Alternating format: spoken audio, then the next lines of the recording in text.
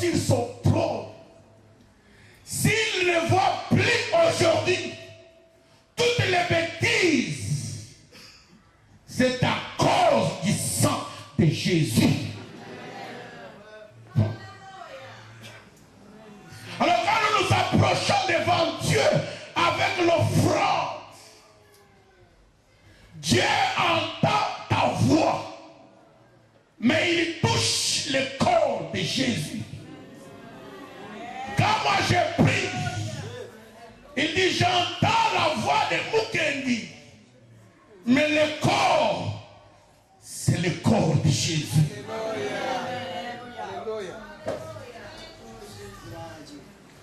Parce que le sang de Jésus parle pour ma vie. Dans Zacharie, la Bible déclare, à cause de l'alliance scellée du sang, je libérerai tes enfants, tes fils, ta vie, de toutes les fosses sans eau. Ce soir, que le sang de Jésus parle pour ta vie.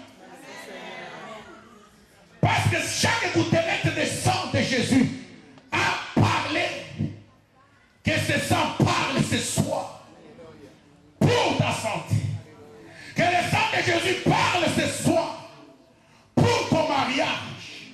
Que le sang de Jésus parle ce soir pour ta fécondité. Que le sang parle encore. J'entends la voix de Jacob. Mais le corps des enfants. Merci. Mais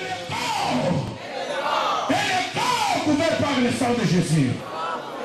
Applaudissons le Seigneur et le roi des rois.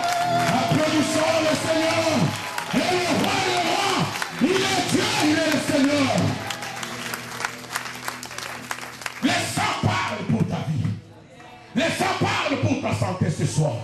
Le sang parle pour ta délivrance. Écoute-moi. Même si on a caché ta vie où, Dieu va te libérer. Mais cela ne s'est pas limité là-bas.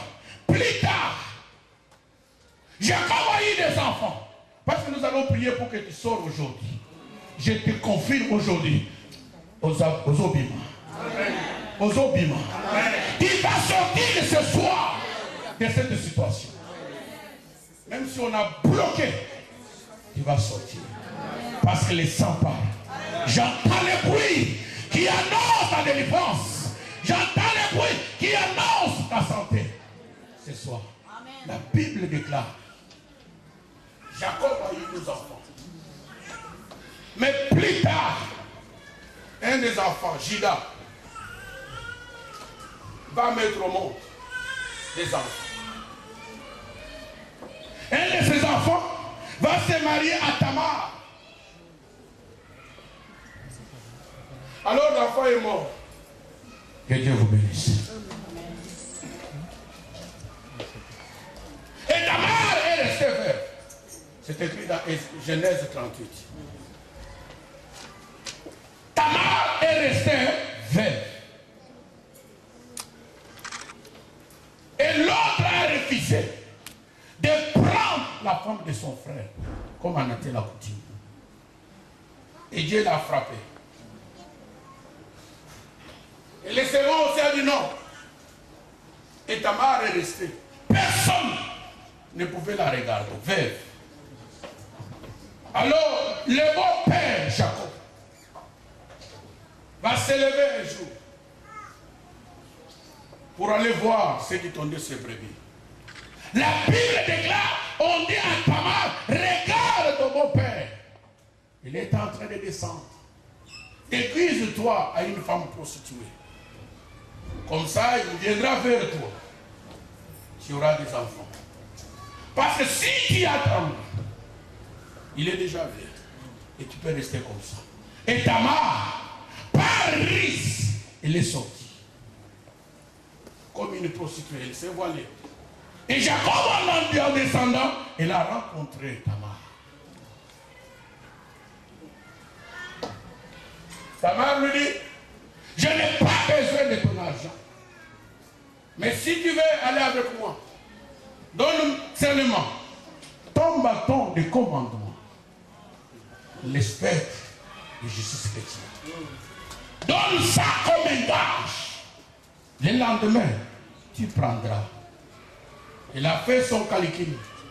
La même nuit, elle est tombée enceinte.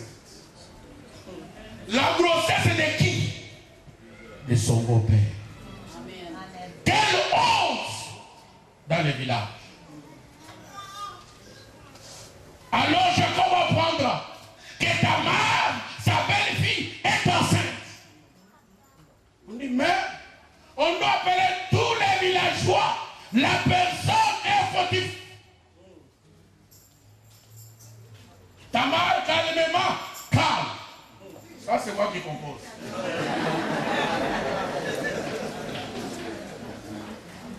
Alléluia. Quand tu ne connais rien, tu es calme, n'est-ce pas? Mais quand tu connais que c'est... Les gens qui parlent beaucoup, ils le connaissent. Celui qui le connaît, il est calmement. Hein? Calme. Alors Tamar, calme. Elle sort. Et Jacob dit, une telle personne, il a des problèmes, c'est la honte du village. Tamar dit, restez calme. Je vais entrer dans la maison. Et la personne à qui appartiendrait ce que je vous montrerai, c'est le responsable de ma grossesse. Amen. Judas était là. Mais ce que j'avais dit, Jacob, c'était Judas, l'enfant de Jacob, qui est sorti avec Tamar. Judas était là. Judas va dire, une telle personne ne mérite pas. Mais quand la femme a fait sortir les bâtons du commandement, Judas s'est saisi la tête. Il a dit, oh, je suis plus que fautif. Qu'est-ce qu'il faut faire? Il faut chasser Tamar et sa grossesse. Et Tamar est partie avec les bâtons du commandement venant d'entre les mains de Judas. Mais quand leur papa le bénissait, la Bible déclare, arrivé sur Judas, Jacob avait fait une prière prophétique. Judas, les bâtons de commandement ne s'éloignera pas de toi jusqu'à ce que Shiloh viendra. Shiloh qui veut dire le Messie qui devait venir, mais qu'il va. Ces bâtons ne s'éloignera pas de toi jusqu'à ce que Shiloh viendra. Mais les bâtons s'est retrouvé entre les mains de Tamar, une prostituée. Quelle image! On l'a chassée. Elle est allée dans le pays des Philistins. Elle a remis les bâtons entre les mains du roi des Philistins. Et c'est le même bâton qu'on a revu d'entre les mains de Goliath. Mais la prophétie était que les bâtons ne s'éloignera pas de toi. Alors comment récupérer les bâtons? Alors plus tard, Tamar a mis au monde des jumeaux. Les jumeaux de Tamar, la sage femme, la coucheuse, a vu un spectacle terrible. Pendant que Tamar travaillait, la sage femme, elle a vu Tamar dans le travail. C'est pourquoi j'ai dit hier, une femme de promesse, c'est une femme grosse. Amen. Amen. Dis, je suis grosse. Un homme qui a la promesse, il a la grossesse. Qui travaille. Qu'on soit pas invité. Tamar travaillait. Le premier a fait sortir les bras.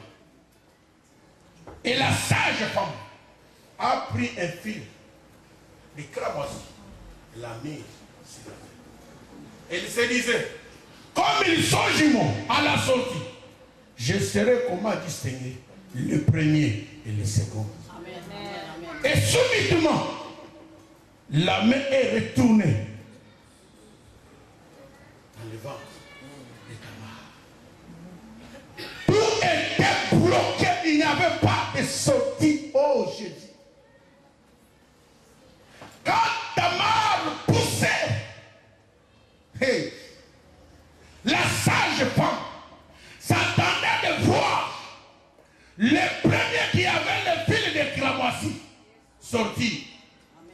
Mais elle était surprise. Dieu va surprendre tes ennemis dans leur propre piège. Dieu va surprendre les gens de ta génération de ce que Dieu va faire dans ta vie ce soir. Les portes étaient bloquées. Bloquées à gauche, bloquées à droite, bloquées en haut. Pas de sortie. Peut-être on t'a bloqué dans tous les domaines et les paramètres de ta vie. Tu ne sais où sortir. Et tu ne sais où commencer. Alors quand le second est sorti, la sage femme va se tenir la tête. Fais comme ça.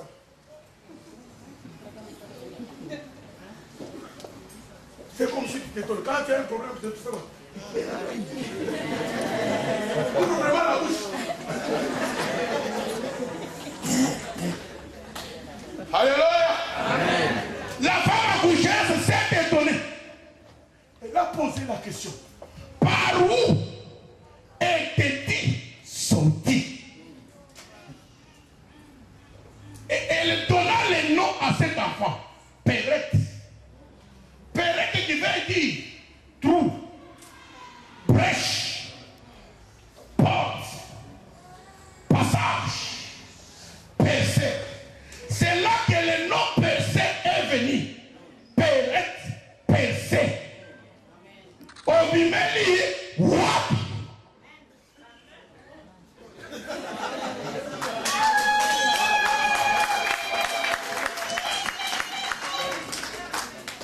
Par où était-il sorti? Parce qu'on a tout bloqué. On a bloqué ton mariage.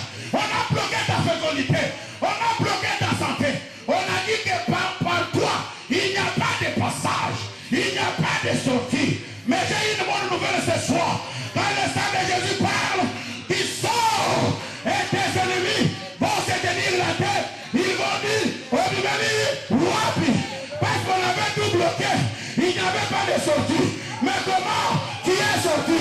Comment tu t'es marié? Comment tu as eu des enfants? Comment tu es béni? Comment tu as eu le séjour? Comment tu as eu du travail?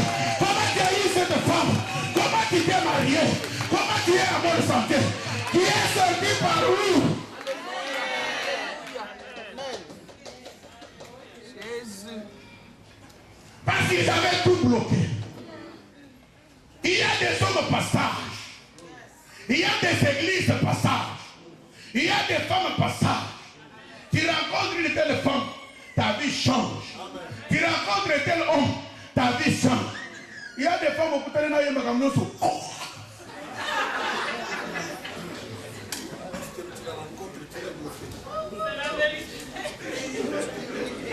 il y a certains hommes de Dieu qui la rencontrent comme ça. Même la petite race que tu as.